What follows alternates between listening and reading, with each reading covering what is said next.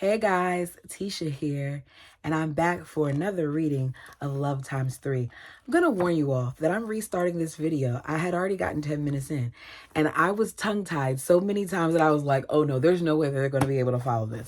So here we go again. Welcome back. Chapter 3, Losing Faith. There is a grand opportunity to improve ourselves, and the lessons learned in a few years are worth the experience of a lifetime. For this reason, that you are better prepared to make a home happy. Lucy Walker, plural wife of Joseph Smith. Valerie. I was the first to get married, but not to Joe. A week after graduating from high school at age 18, I became the fifth wife of a man who was 44. Now, the first time I read that, y'all should see my expression for fifth and 44. She's 18 years old. I'm sorry, it's not appropriate for an 18-year-old to be with a 44-year-old, but that's just my personal opinion. Like any starry-eyed bride, I had no doubts at the time about my feelings for my husband. I was sure this was a marriage that would last forever. The truth is, as with monogamy, not every plural marriage is perfect, and despite all the hopes and dreams, relationships fall apart. I knew from an early age that I wanted a plural marriage, one that would create a family filled with the warmth, love, and attention I had as a child. As a girl, I had once seen a television commercial for an antidepressant that showed a woman curled in a fetal position as a voice intoned. No one has to be alone. I didn't understand it. How could anyone be alone? I was growing up surrounded by people who loved, cared, protected, and valued me, and I thought that everyone had the same loving support. When I began dating, I went out with boys who had grown up in plural families, including Joe, as well as guys who were not fundamentalist Mormons. My parents never pushed us to follow their religious convictions. Half of my siblings chose not to follow the fundamentalist Mormon faith, but midway through high school, I realized that I wanted faith at the center of my life and believed strongly that plural marriage was a true principle that would provide the kind of family structure I wanted for my children. With that in mind, I wasn't Cinderella looking for a handsome prince who would sweep me off my feet and dedicate his life to making me happy. I was looking for the right mate, someone capable of caring for a large family and loving several women in addition to loving me. I thought I found him when I met the man that I call Donald. Donald had been raised in the LDS Church. He had gotten married and had 5 children before he converted to fundamentalism after studying scripture and Joseph Smith's original teachings. Donald's first wife left him when he joined the Apostolic United Brethren, based in Salt Lake Valley, but Donald had since remarried and begun living in the Principal. One of my older sisters had married a man in the AUB, and she often invited me along to Sunday meetings, dances, and other social activities. Donald led the Sunday school class as I attended, so he was her Sunday school teacher. I was 17 when I met Donald. His family seemed to have qualities that I was looking for in a plural marriage. He had 4 wives, 2 of whom were expecting, and 8 children, including 3 from one wife's previous marriage. Donald's 5 children from his first marriage also spent time with him. The 4 wives who ranged in age from 21 to 30. So all of his wives were significantly younger than him. Were close to one another, dedicated to making the family work, and committed to their religious beliefs. For the most part, the women seemed happy, to an outsider anyway, in their relationships with Donald. It was a big, blended family, and the children were well cared for and got along nicely. And Donald, despite being 26 years older than I was. Now, is 26 years that big of a difference? Maybe not. But at that age, when she's 18 and 17, that is a significant difference. I don't agree with it. I am not the same person that I was at 17 now in my 30s. I'm just not. Ugh. And Donald, despite being 26 years older than I, had to repeat it again, had an air of youthfulness about him and was humorous and upbeat. I viewed his age as a plus. In my culture, younger women sometimes marry older men for the very same reasons that led women everywhere to make similar choices: status, power, and prestige. We all know about the famous May December romances in Hollywood, from actress Lauren, who was 21 when she became the wife of 45-year-old actor Humphrey Bogart, to Catherine Zeta-Jones, who was 31 when she married 56-year-old Michael Douglas. But outside of Tinseltown, age is no barrier to love either. Katharine Hepburn was 23 when she wed serial monogamous William Douglas, 67, the longest serving jurist on the U.S. Supreme Court. She was his fourth wife. Nancy Moore was 22 when she became the second wife of Senator Truman, 66. To me, an older man seemed like a good option because he would already be experienced husband, father, and provider. I don't care how many famous people that she tells us about that did this thing. I still don't agree with it. I don't like it. And even though on the outside it appears to be good, I guarantee you that there are probably things that they experience. And this may be coming from personal experience because there was a 19-year age difference between my mother and my stepfather, and it showed in certain areas. Maybe I'm a little I don't know, traumatized seriously from what I witnessed with the two of them, but I don't feel like it's always healthy because unfortunately there are some men or women who will take advantage of that age difference. In addition, in fundamentalist Mormon culture, older men are often viewed as being more spiritually developed. But despite this fact, my sisters and friends were concerned about the age difference between Donald and me. I would have been too. And pushed me to reconsider whether this was a relationship I really wanted to pursue. With all the self-assuredness of youth, I thought it was. Until I met Donald, I had never dated a man who already had a family. I knew I didn't want to begin a relationship with a married man unless I had a feeling that joining his family was a strong possibility. If it didn't work out, it was just his heart I'd break. If it didn't work out, it was not just his heart I break, but also those of other wives and children. I completely understand that, which is one of the reasons why I'm very particular about who my son interacts with. And I've always been that way. I've dated people that my son has never met for that very reason. With that in mind, I initially got to know Donald's family through interactions in public social settings. After I spent about 6 months observing from a distance, my interest in Donald and his family was definitely piqued. It continued to grow over the next 6 months, and by then it was clear the interest was mutual. At that point, Donald met with my dad to ask permission to court me. The day after their first meeting, my dad pulled me aside. My father was only slightly acquainted with Donald and seemed surprised by his request. "Do you know a guy named Donald?" he asked. I knew there was only one reason my dad would ask me that question. Donald had obviously been to see him. I smiled and told my dad yes. I knew Donald and his family. "Well, he came to ask me for permission to court you. What do you think?" my father asked. I didn't hesitate at all before giving my answer. "I'd like to get to know him," I said. I learned only later how my father really felt. He had told my mother, "I don't want anyone to discourage her, but I don't want her necessarily encouraged either." For our first date, Donald took me on his picnic at Liberty Park in Salt Lake City. He brought a basket full of food he'd made himself, which seemed very romantic. We spread out a blanket and spent the afternoon in a carefree conversation, absorbed in each other and taking little notice of anything else in the crowded park. The next week, our courtship was announced to the world when I sat next to Donald at church. Afterward, Donald invited me to his home in Mapleton, more than an hour south of Salt Lake City, for Sunday dinner. It was my first time there, and as we pulled into the sweeping tree-lined driveway that led to the home, I was impressed. The brick Rambler was on 2.5 acres, nestled in the foothills of Maple Mountain. A manicured lawn skirted the front of the house, which was bordered on one side by a large garden, and on the other by a thick grove of trees. We entered through a side door that led to the kitchen, and as I crossed the threshold, the reality hit me that this might soon be my home too. By the end of the evening, I saw myself easily fitting into the family.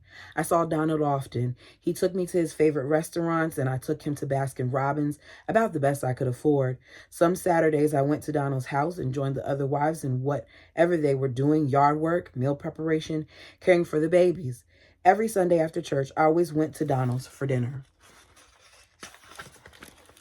As I grew closer to his family, I realized that the relationship between Donald and one wife was unraveling.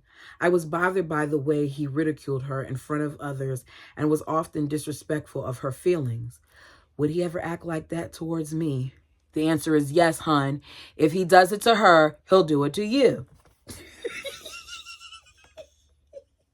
I'm just saying. She saw this before she took it another step. He was ridiculing his wife, his current wife, in front of her. You see this relationship unraveling. So even though this relationship is unraveling, you're sitting here thinking that it's smart for him to be courting you. That's a sign. But I thought she deserved some blame too, because she sometimes treated Donald poorly, which is why I dismissed those uneasy stirrings as I fell in love. Donald and I courted for 3 months and then, with the consent and participation of his other wives, were married in a religious ceremony. Donald was a fireworks salesman, and it was the height of his busy season, which meant he had time only for a brief honeymoon. We drove to a motel about an hour away and celebrated our first night together with a picnic in our room, with food Donald bought at a nearby grocery store. I figured it was the best he could do under the circumstances and really didn't care. I was too excited about finally joining his family and getting on with my life to stress over what kind of honeymoon we had. I began my marriage with an open heart and a fierce determination to make it work. I'm sorry, but given the way that these people are raised, this is your honeymoon, which also means more than likely it was her first time being with a man. He should have done more for her, especially since he's so established and he has prestige and all of these things. He should have done more for her. The various wives took on different responsibilities within the family, with some working and others caring for the children. I helped at home first and then got a job at a medical supply company, the same one Vicky and Alina previously worked at. At home, I spent hours chatting away in the big craft room with the other wives. Once a month, we had a girls' night out for dinner or a movie while Donald stayed home with the kids. Oh, well, at least he did that. That's good. We had a great time blending our different family traditions and holidays, weaving our lives together on these special occasions, just as we were trying to do on a daily basis. Meanwhile, the family kept growing. 4 years after my marriage to Donald, a sixth wife joined us. 6? I had my first child 2 years after marrying Donald, and by our 6th anniversary, I had 2 more. Altogether, there were now 20 children in our family. By then, Donald and a few friends had come up with the idea of moving to Pleasant Valley, Nevada, to form a self-sufficient community based on the kind of cooperative effort that Joseph Smith had promoted as an original tenet of Mormonism. Among the wives, there was little excitement about leaving our beautiful home, our families, and city life to move to Pleasantville. I was worried too because the honeymoon stage of my relationship with Donald had ended. He was becoming increasingly irritated and sharp with me, and I was beginning to see faults in him I hadn't noticed before. But we all went along with the plan. Pleasant Valley was a tiny, isolated, hardscrabble community in the West Desert region, 4 hours from Salt Lake City and near the Utah border. Our small enclave, set up at the end of the 70-mile stretch of dirt road, consisted of 17 trailer homes and an old log cabin. 8 families, 4 of them polygamous, settled there, and I don't think any of us realized how much harder our lives would be. After living together as a blended family, I now have my own separate trailer home, as did Donald's other 5 wives. It was a pioneer's life of isolation and domestic toil. Donald spent the week working in Salt Lake, taking our only car and coming home just on weekends. What? They only had 1 car and they had 6 wives? Or maybe at that time it was 5 because the other one maybe left. I don't know. Alternating among us, one wife and her younger children would accompany him for the week, leaving the rest of us on our own. He was spread pretty thin at home too, given how little time he had with us in Nevada. Sometimes 2 weeks or more would pass before it was my turn to spend time with Donald during his trips home. There are nice spots in Pleasant Valley, which sits between low rolling hills, but our homes were located in an area with little natural vegetation and rock-hard ground that defied all efforts of landscaping. Summer brought its own challenges, but winter was the worst. The area was cold and windy without the benefit of snow to give us, even for a moment, a pretty playful winter wonderland. I had to heat my trailer with logs I split myself, even late into pregnancy, and fed into wood-burning stove. Often the water pipes froze, and while I waited for them to be fixed, I'd have to borrow water from the neighbors or sister wife for cooking, drinking, and bathing. My home had the family's only telephone, which meant that when a call came for one of the other 5 wives, I had to go fetch her. Nothing about this sounds fun. I had a washer, but for the most of the time, no dryer. I hung our clothes on a line outside and relied on the wind to dry them, even in the winter when they became stiff with ice. I learned to be handy at repairs as I scrambled to keep home and the family going, but it was really due to the skills of one particular sister wife that we were able to manage. She could do anything: fix a flat tire, thaw frozen water pipes, repair a broken washer, install new electric wiring, and had a knack for turning other people's junk into treasures. One of my grandmothers had moved to the community of Short Creek during its humble beginnings, where she lived in the tent. She worried now about my life in the West Desert and would say, "Val, I already went to live in the desert and be like a pioneer, so you don't have to." Despite these hardships, I kept up a good front. Our family continued to grow too. I had 3 more children with Donald while living in Pleasant Valley, but our living circumstances were only a symptom of a larger problem. We scrounged to get by, especially once Donald began frequenting the gambling casinos in Wendover, Nevada on his way to and from Salt Lake Valley. He would drop whichever wife and her children who were with him at a Parker grocery store where they were expected to occupy themselves for a few hours. I eventually gave up my turn to the city with him because I hated those stops so much.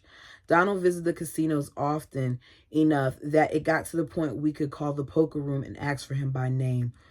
That is so unfortunate. So they were living comfortably in this home that appeared to be beautiful, just to go and to live like pioneers, I guess they're saying, to be closer to what Joseph Smith taught. To then have this man gamble, I doubt that was a part of his teachings. Donald claimed that his gambling junkets were a way to make money for us, but back in the desert, our bills were going unpaid. It was too much for one of my sister wives, the one whose relationship I had suspected was in trouble when I first married into the family. Okay, so it was 6. She lasted 3 years into our desert enclave before getting fed up, long before the rest of us did, with Donald's inability to provide for his family. I hadn't managed to get very close to her, though. I cared for her 8 children and was sad to see them leave, but honestly, I was preoccupied with my own children's survival. Occasionally, other fundamentalist neighbors would pitch in to help cover our expenses, such as power bill. In addition, my family back in Utah knew I was struggling financially, and my mother would sometimes send me things she knew I needed, from household items to baby clothes and money. But my family became aware of the extent of my dire straits only after I moved into my former sister wife's newly vacated trailer. It was bigger than the one the kids and I had been living in, and asked for help making what was little more than a metal shell livable. Some of my brothers came to help me fix the place. Joe and Vicky, by then in a plural marriage of their own, also came out to Pleasant Valley to help me paint and wallpaper the trailer. I could tell they were worried. At first, Donald's other wives and I kept silent about our family troubles, sharing only with each other our concerns and ideas for getting our husband to keep his commitments and put the family back on the right track. I felt humiliated that I was married to a man who wouldn't support his family. My lowest point came when, desperate to provide for my children, I went on food stamps. One by one, my sister wives and I went to our religious leaders and asked for help. Owen Aldred, then the president of the AUB, spoke to Donald, who subsequently stood one Sunday during service in our community's meeting house and apologized publicly for his behavior. Donald promised to do better going forward, but he soon returned to the gaming tables. Back at the trailer, he grew even more verbally abusive towards me. It seemed I couldn't do anything right. We would be sitting at the table eating as a family, and he would suddenly glare at me and ask, "Do you have to chew your food so loudly?"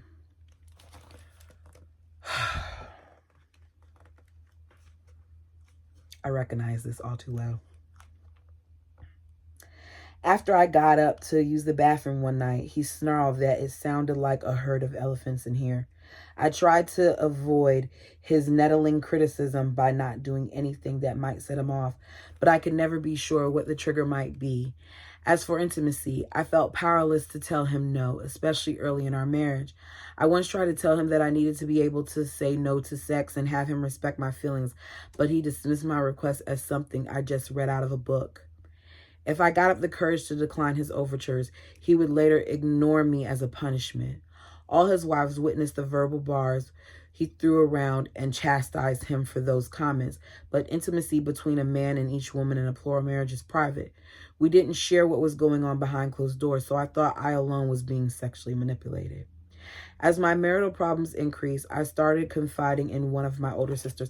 Okay, let me stop right there for a second, because I wasn't going to say anything about this.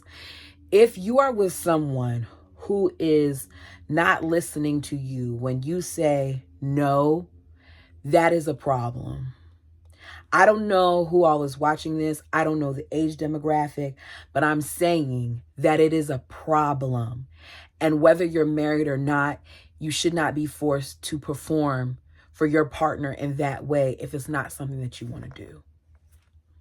I'm going to leave that there. As my marital problems increased, I started confiding in one of my older sisters. She was supportive, but it was a random telephone conversation with my husband's brother that finally forced me to take a cold, hard look at my situation and my future. He asked to speak with Donna when he called, and I explained that he was away. For once, unable to keep silent, I added that he was gambling. That revelation led to more questions, and bit by bit, I spilled out the facts about our failing family. My brother-in-law asked me point blank why I stayed. I told him I had made a commitment and wanted to live up to it. He chuckled. Valerie, if I make a business agreement with someone and he doesn't keep his end of the deal, all bets are off. I'm not required to keep that agreement. His words struck me like a thunderbolt. My husband had failed to keep his commitments, and that freed me from my own. Suddenly, I had a clear vision of what lay ahead of me if I stayed. Let me tell you something. I wish that the Browns had some of these revelations, because this is true. The vows, the commitment, whatever their ceremony was they had, he wasn't living up to it. My boys were going to grow up and treat women the way I was being treated. And my daughters were going to accept it just as I was. At some point, it does click. Weeks passed, and despite the realization, I remained paralyzed by indecision. I prayed often and rather desperately, and all of his wives tried once again to persuade Donald to quit gambling, stop his abusive behavior, and work with us to hold our family together. When that failed, we again sought help from our church leaders. This time, they reprimanded Donald, but any remorse Donald felt faded fast as he slipped yet again into his old ways. I lost hope for lasting change. My conversation with my brother-in-law replayed over and over in my thoughts. As I stood alone in the kitchen watching the supper dishes one night, a powerful feeling swept through me, an internal earthquake that in an instant changed everything. I stopped, dried my hands on a towel, went into my bedroom to pull out a journal. I wrote, I don't know what this feeling is, but it feels so right, like a knowing. The decision was made. The marriage was over, and I was going to take my kids and leave. I called a sister who lived in the AUB community in Montana and asked if she and her husband would mind if I went to live with them for a while. We'd love you to come and stay, she said, not needing any explanation for what was happening. On the day I finally left my marriage, I stood in the kitchen again, looking out the window of my double-wide mobile home. I had kept my promise to Donald for 12 years. Now I was going to break it and leave him, leaving my sister wives and their children, whom I had grown to love. Beyond the window, I could see a group of kids riding bicycles and playing basketball, and then, farther out, dust rising from the dirt road leading to our remote community. 2 trucks were headed our way. I alone knew it was my family coming to help me pack and move away with my 5 children who were between the ages of 9 and 9 months. Wow. I gathered my older children to me then and told them we were going away for a while, but not why or for how long or what it meant. The dirt cloud rose like a smoke signal, instantly setting off curiosity and concern in the tiny outpost. No one came down this road unless they live here, knew someone who did, or had a specific purpose in mind. The nearest gas station was an hour away, the grocery store 2 hours distance. I had told one person about my decision to leave, Donald. He deserved that, at least. I had sat down with him and calmly told him I would be moving to Montana. He asked if there was anything he could do or say to get me to change my mind. Nothing, I told him. Despite that, I think he figured I'd be back in a month or two. The trucks finally pulled to a stop in front of my home, and it took just a second before one of my sister wives made her way to my trailer to find out what was happening. It hurt to see the look of concern and confusion on her face. Beyond the ties of faith and marriage, the isolation and the hardships of living in our tiny community had brought us even closer. I felt a responsibility to the other wives and to their children. I considered myself to be their mother too. I had invested so much time in teaching, caring for, and loving them. Leaving the children was probably the hardest part of it all. But now, I led my sister wife into my bedroom, shut the door, and attempted to explain my decision to leave. Just 2 weeks earlier, as we had tried to figure out what to do about our husband, I had been adamant about my intention to make our plural family marriage work. At the time, we both thought she would be the one to eventually leave, and I would be the one who stayed no matter what. Oh, I'm sure that felt like a slight to her then. 2 weeks before, you're telling me that we're going to stick this out together, and now here you are and you're leaving. That would feel kind of like a dig. My parents had taught me by word and example that celestial marriage required a deeper commitment than was typical of most monogamous marriages. A celestial marriage was supposed to be binding from time here on earth and then for eternity in heaven. I believed that and had passionately urged my sister wives to stay united and to work together on our problems. Now all I could say was that my heart had changed. I just have a strong feeling this is what I need to do, I told her, referring to the epiphany I had.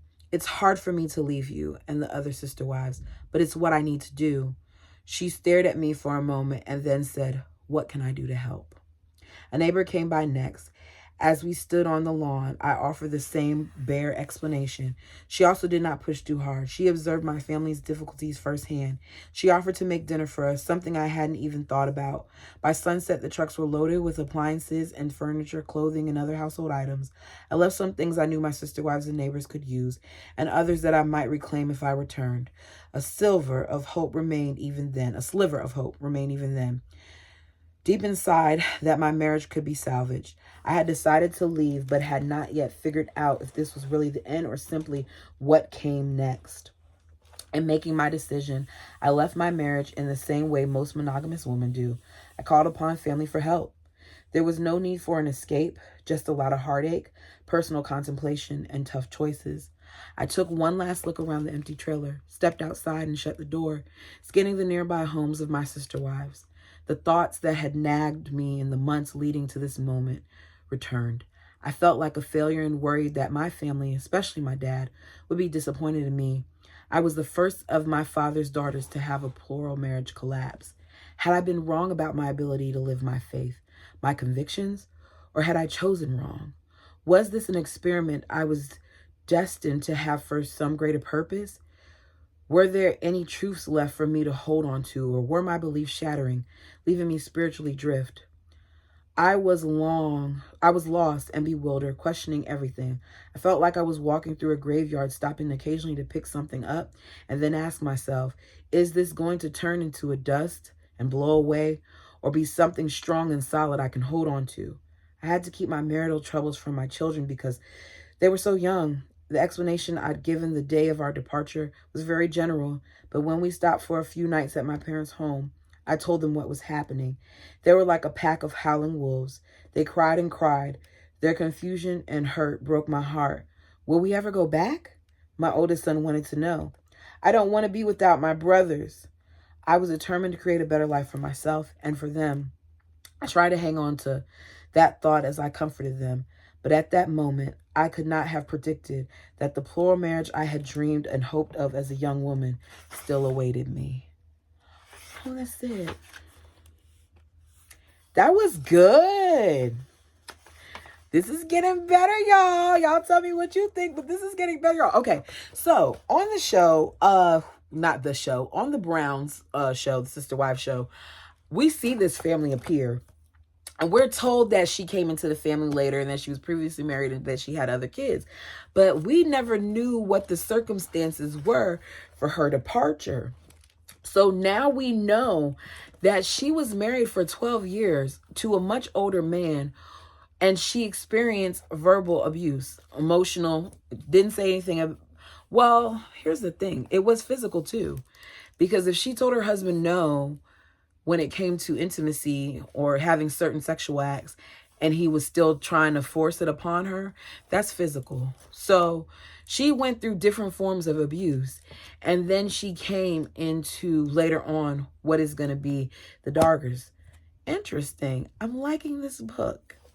If you have not done so already, please like the video. It really does help with the algorithm.